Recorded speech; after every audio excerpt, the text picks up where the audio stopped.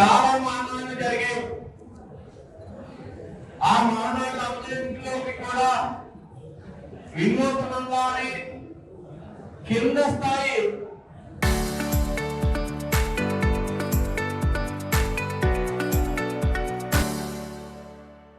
Cadre వరకు కూడా వెళ్ళేలాగా plan చేసి మాట్లాడు.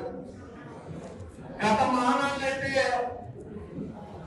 కొంతమంది ముఖ్య నాయకులు ఏ జిల్లాలో ఏర్పాటు చేస్తే ఆ జిల్లాలో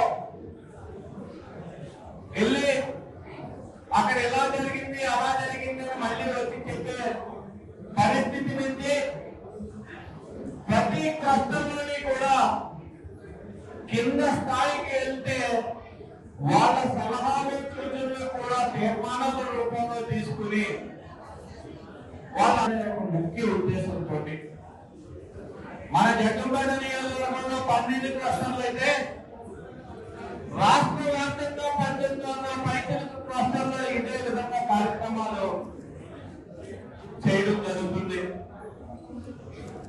అందుకన్నా ముందుగా మహానాడు అంటే మహనీయుడు నిర్మించిన రోజుని తెలుగుదేశం పార్టీ ఒక మహానాడుగా పెట్టుకుని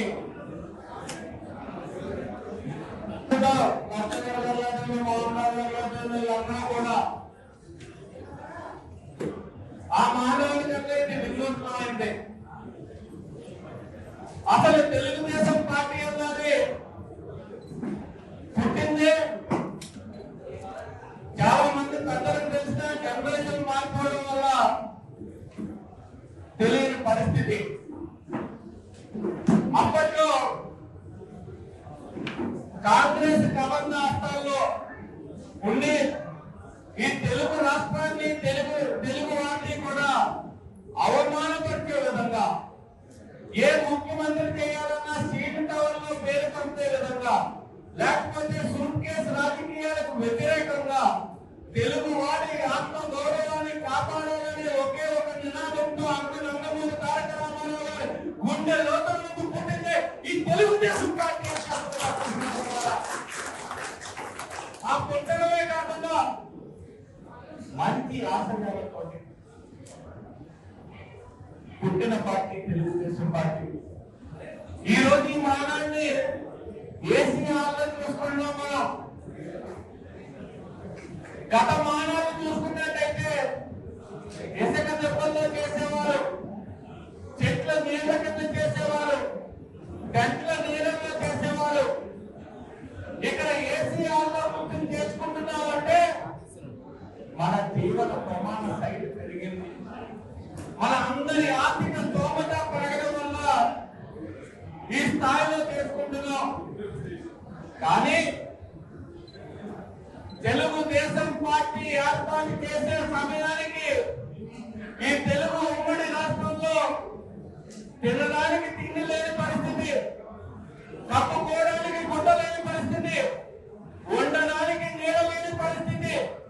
వీటిలన్నింటినీ కూడా చూసుకుని సంక్షేమ పథకాలు ఈ రాష్ట్ర ప్రజలకు అందించాలని అందరూ నందమూరి తారక రామారావు గారు పెట్టిన పార్టీ తెలుగుదేశం పార్టీ ద్వారా తెలుగుదేశం పార్టీ సంక్షేమాన్ని రుచి చూపించే పార్టీ. ఇదే కాదు సోదరులారా, ఈ రోజుకి కూడా చెరకని ముద్ర మన గుండె లోతుల్లో నందమూరి తారక రామారావు గారు వేసుకున్నారు అంటే ఎంతటి రోజుల్లో ఎంత కింద స్థాయికి వెళ్ళారో ఒక్కసారి మనం కూడా ఆలోచించుకోవాల్సిన అవసరం ఉంది. ఇదే కాకుండా చంద్రబాబు నాయుడు గారు 2 సార్లు తెలుగుదేశం పార్టీని సంక్షోభం నుంచి కాపాడిన వ్యక్తి. 85లో నాదెండ్ల భాస్కరరావు గారి ద్వారా ఒకసారి సంక్షోభం, అందరూ నందమూరి తారక రామారావు గారిని దింపేది ఆయన గద్దెక్కి తెలుగుదేశం పార్టీని చేజెక్కించుకుందామని చూస్తే చంద్రబాబు నాయుడు గారు రాజకీయ చతురతతోటి మళ్ళీ తెలుగు రాష్ట్రంలో తెలుగుదేశం పార్టీకి నందమూరి తారక రామారావు గారికి తిరుగు లేదనిపించి కాపాడిన వ్యక్తి చంద్రబాబు నాయుడు గారు. ఇదే కాదు సోదరులారా, 96లో మరొక్కసారి లక్ష్మీబాబు రూపంలో ఒక్కొక్క సంక్షోభం, అది కూడా ఇప్పటికీ కూడా అపోజిషన్ వాళ్ళు అంటున్నారు చంద్రబాబు నాయుడు గారిని మామకు వెన్నుపోటు పొడిచి సీఎం కుర్చీ తొప్పేశారని. ఎవరంటారు? నిజమైన తెలుగుదేశం కార్యకర్త ఎవరు అన్నారు? నిజమైన తెలుగుదేశం అభిమాని ఎవరు అన్నారు? అపోజిషన్ వారు ఎలక్షన్ ముందు ఒక 6 నెలల ముందు తీసే అస్త్రం అది. ఆ రోజు నిర్ణయం చంద్రబాబు నాయుడు గారు తీసుకుని ఉండకపోతే ఈ రోజుకి తెలుగుదేశం పార్టీ కొనుమని 8 సంవత్సరాలు అయ్యి ఉండేదో ఒక్కసారి ఆలోచించుకోండి సోదరులారా.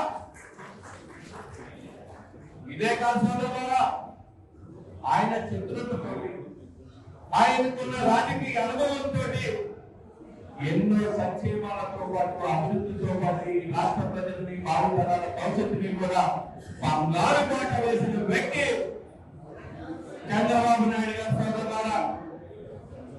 గతంలో ఒక ఊరిలోనో ఒక నియోజకవర్గంలోనో లేకపోతే ఎక్కడో ఒక అమెరికా వెళ్తే పెద్ద గొప్ప. ఈ రోజు ఈ తెలుగు రాష్ట్రం ఉమ్మడి రాష్ట్రంలో ప్రతి ఇంటిలోనూ కూడా ఒకరు విదేశాల్లో ఉంటున్నారు అంటే ఆ రోజు చంద్రబాబు నాయుడు గారు తీసుకున్నారు వ్యూహాత్మక నిర్ణయాలు కాదా అని అడుగుతున్నాను. ఇదే కాదు, విడిపోయిన రాష్ట్రం తెలంగాణ రాష్ట్రానికి ఈ రోజుకి కూడా 60% రెవెన్యూ వస్తుంది అంటే చంద్రబాబు నాయుడు గారు పెట్టిన భిక్ష కాదా అని అడుగుతున్నాను. ఇదే కాదు, రాష్ట్రం విడిపోయిన తర్వాత 1,25,000 కోట్ల రూపాయల అప్పుతోటి 25 లక్షల కోట్ల రూపాయలు రోడ్డు బడ్జెట్ తోటి విలువ లేని పరిస్థితుల్లో పాలన పరిపాలించి మొదలుపెట్టి అమరావతిని నిర్మించిన వ్యక్తి గొప్ప వ్యక్తి చంద్రబాబు నాయుడు గారు. పోలవరాన్ని తరలిని పెట్టించిన గొప్ప వ్యక్తి చంద్రబాబు నాయుడు గారు. రాష్ట్ర వ్యాప్తంగా 24,000 కిలోమీటర్ల సీసీ రోడ్లు, బీటీ రోడ్లు వేసిన వ్యక్తి చంద్రబాబు నాయుడు గారు. సంక్షేమాన్ని, అభివృద్ధిని కూడా 2 కళ్ళుగా పరిగెట్టిస్తూ, సమాంతరంగా పరిగెట్టిస్తూ ఈ రాష్ట్రాన్ని, రాష్ట్ర ప్రజల్ని, భావితరాల భవిష్యత్తుని కాపాడిన వ్యక్తి చంద్రబాబు నాయుడు. అటువంటి వ్యక్తులు అరుదుగా ఉంటారు. ఈ రోజుకి కూడా రోజుకి 18 గంటలు కష్టపడుతూ మనందరి గురించి కష్టపడుతున్నారు అంటే ఆయన గురించి కాదు, పదవి గురించి కాదు, ఈయన పదవి కాదు, మన భవిష్యత్తు గురించి, మన పిల్లల భవిష్యత్తు గురించి ఆయన కష్టం. అటువంటి వ్యక్తులు అరుదుగా ఉంటారు. వాళ్ళని సెటిల్ చేయాల్సిన బాధ్యత, అవసరం మన అందరి మీద కూడా ఉంది. చాలా సాహసోపేతమైన నిర్ణయం పాదయాత్ర. ఆ పాదయాత్ర నిర్ణయాన్ని చాలా మంది వ్యతిరేకించారు. అపోజిషన్ వాళ్ళు హేళన చేశారు.